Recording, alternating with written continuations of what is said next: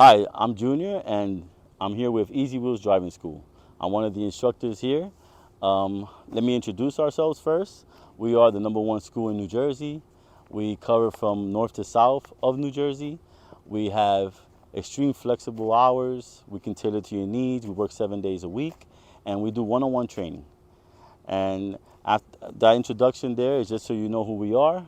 But the real basis of this video is because there will be new changes coming on July 10th in New Jersey. The pre-trip inspection and the basic maneuvers. And this video is to show you how to conduct and perform the new pre-trip inspection along with the air brake test. So I here have a checklist, which is the manual from the DMV of New Jersey. This checklist here are all the points that you can achieve in order for you to pass. It's about 22 points is what's needed. You're allowed to take this checklist with you at the motor vehicle as long as it doesn't have any marks or markings. When you first start your test, I'm going to go right into it. When you first start your test, you're going to be inside and you're going to do a light check. When you do the light checks and they're outside, either they might guide you or you might have to tell them verbally which lights you're checking. That check right there is already 1 point.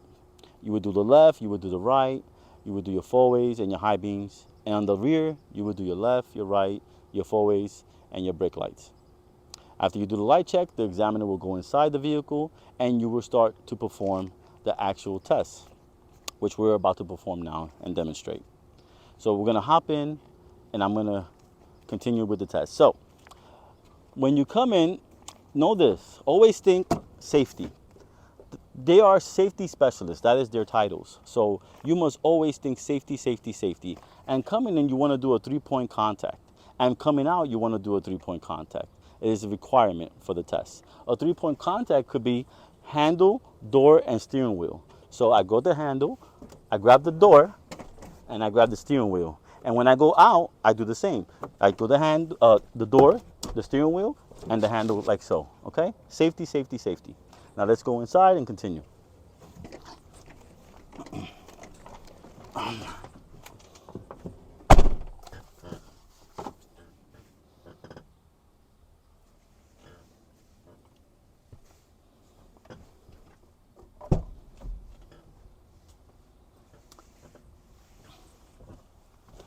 So when the examiner comes in and he says, you guys address each other, and he says to begin, you're always going to begin in this fashion. You're going to say, I'm going to perform a safe start, okay? A safe start consists of 4 things. First is your seatbelt. My seatbelt is not ripped, torn, or frayed, and locks and latches properly. My stick shift is in neutral, and the T-bar must be down, or the splitter, however you like to call it. My brakes are applied, so you pull on both to make sure they're out, okay? And you turn the key on to the right, and you mention that the ABS light turns on and off, okay? Now, from this moment on, next step is the air brake test. The air brake test also consists of 4 parts, and there cannot be any errors in the air brake test. If there is a mistake in the air brake test, it is an automatic failure, okay? So what you do is, since you have the key on and the gauges are working for the air pressure, you look at the air pressure and you must say this, I'm going to lower the pressure so I can then build it up. It is a requirement of the air brake test now. That is the first step. So you fan it down a little bit. Somewhere, anything less than 90 is perfect, okay? Less than 100 actually. So I'm about 90 now, and I'm going to tell the examiner, I'm going to build up the pressure. So once I lowered it, now I'm going to build it up. So you clutch all the way down. Remember, my brakes are applied and my stick shift is in neutral. And you turn the key to the right. Since it's in neutral, it will not move when I release the clutch. I release the clutch, everything is fine. What I'm waiting for now is for the governor to release between 120 and 140. So what I can do is give a little bit of gas, and if I accelerate to about 1,000 RPMs, which is about the 10 right here, it would raise a little bit faster. What I'm waiting for is the governor to release. That indicates that the pressure is full between 120 and 140. So we're going to wait for that to happen.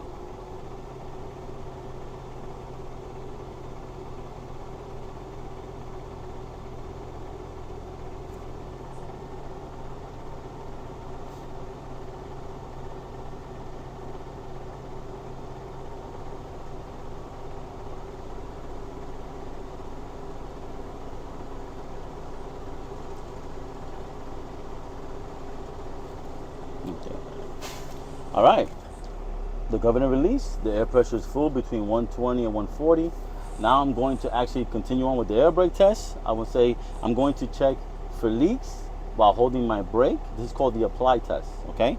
So what you do, this is the steps. You can't mess up these steps. This is very important. You clutch in and you make sure you put it in, you gotta put it in gear, but first is preferred. First in this truck is left and you pull back. So it's in first gear. Then I shut off the vehicle and I don't let go of the key.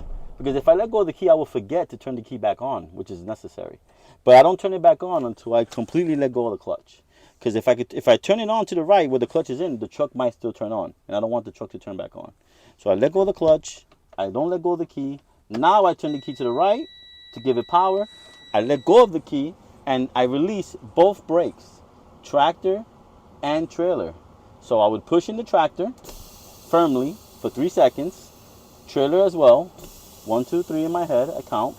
And you can use a watch, you can use your cell phone. Cell phones are kind of preferred because they're big, the timer. You want to use like a digital stopwatch. And you will have the timer ready. And you would say, I will not lose more than 4 pounds in 1 minute, okay? So you will have the timer and you would, once you press the brake, that's when you start the timer. So you would say, I will not lose more than 4 pounds in 1 minute. And when you apply the brake, you hold it and you say starting now and you start your timer. And you just wait for the full minute to pass. For the sake of the video, I'm not actually doing the minute. I'm just waiting and pretending. But you must wait the minute. A minute is 60 seconds. That is a minute, okay?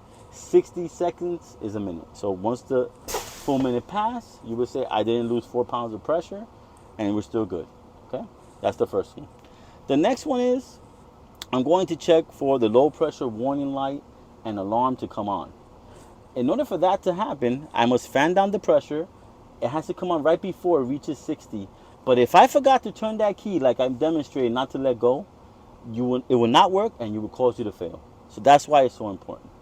So you start fanning down, and right before you get to around 60, you want to slow down and let the light come on and the buzzer. You don't want to get to 60. So I will explain. My light and buzzer are both working before 60. And now that part is done. So it was first to make sure you lower the pressure to build it. Second was wait a minute for the apply, didn't lose 4 pounds. And third is the low pressure warning light before 60. Finally, the fourth step, which is the last part of the air brakes, is we're going to check the spring brakes to pop between 20 and 40. So what I got to do now is just pump. Keep pumping until they both pop. You're not allowed to stop or touch if only one pops. You must make sure they both pop. Sometimes one pops and the other one doesn't. You still don't touch it. You have to just keep going. So I'm going to demonstrate it by pumping now. I'm going to fan down the brake until both valve pops. I don't even look at the gauge. I look at the valves. I make sure they both pop. And in this case, they both did pop.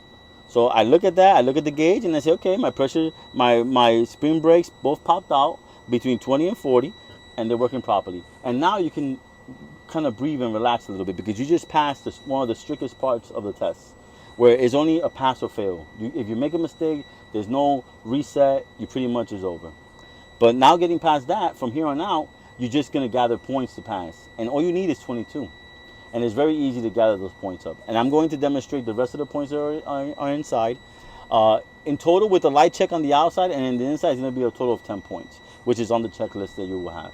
So, continuing on. I'm going to build the pressure back up. I'm going to clutch in, put it back in neutral, right? I will not touch the brakes because they're supposed to both be out anyway. So don't touch them at this time. And when you clutch in, turn the key to the right. While the pressure is building up, I'm going to perform the inside cabin inspection to achieve the rest of the points. I'm looking for 10 in total, okay? So we're gonna start with the mirrors on both ends, do one at a time. I would say my driver's side mirror is not damaged or cracked, securely mounted, set to drive. It's clean, no debris, no illegal stickers. Repeat it with the passenger mirror, no cracks or damages, no illegal stickers, set to drive. My front windshield has no obstructions, no illegal stickers, it's not cracked or damaged in any way. And that would probably be a point right there.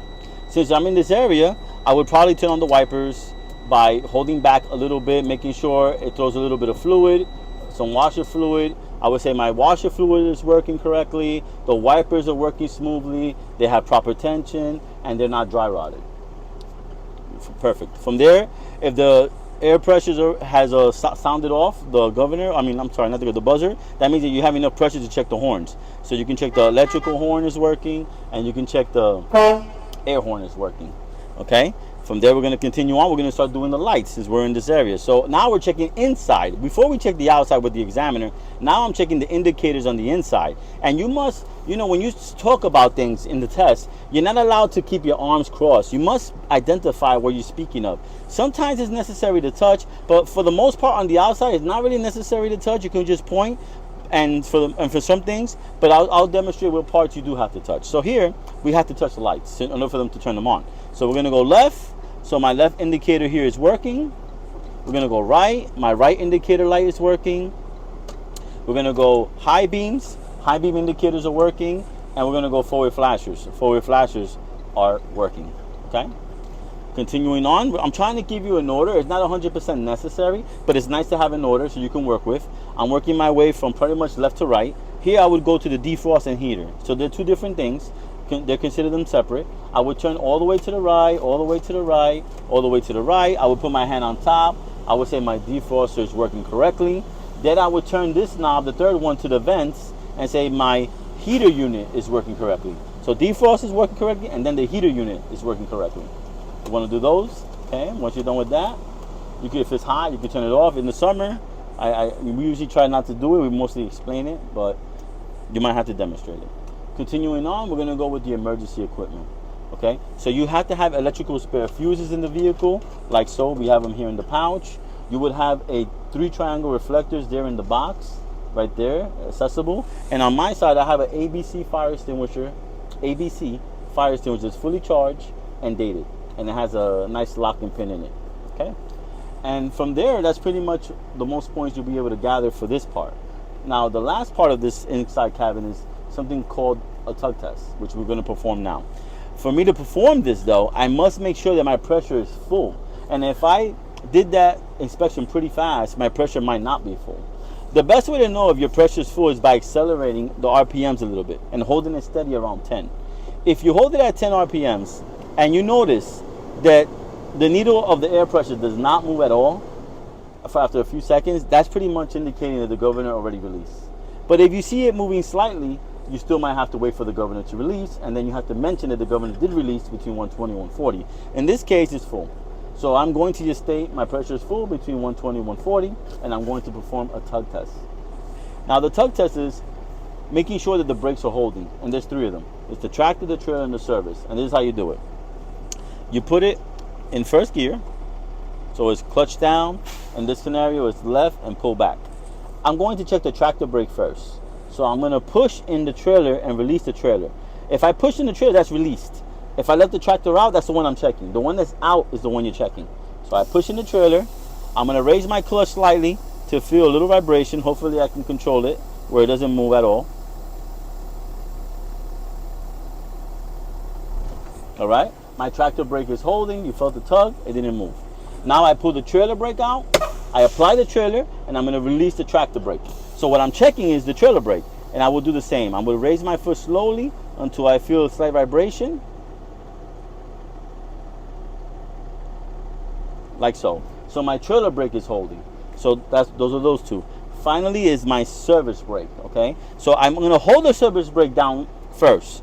I'm going to release the trailer because the tractor's already released. So now they're both released. And what I do is, to avoid the truck to roll back, right? You don't want to let go of the brake, because if you let go of the brake and you're in a hill, the truck will start rolling. What you do is, you first raise the clutch slightly. When you feel that the clutch is going to grab contact, that's when you release the brake.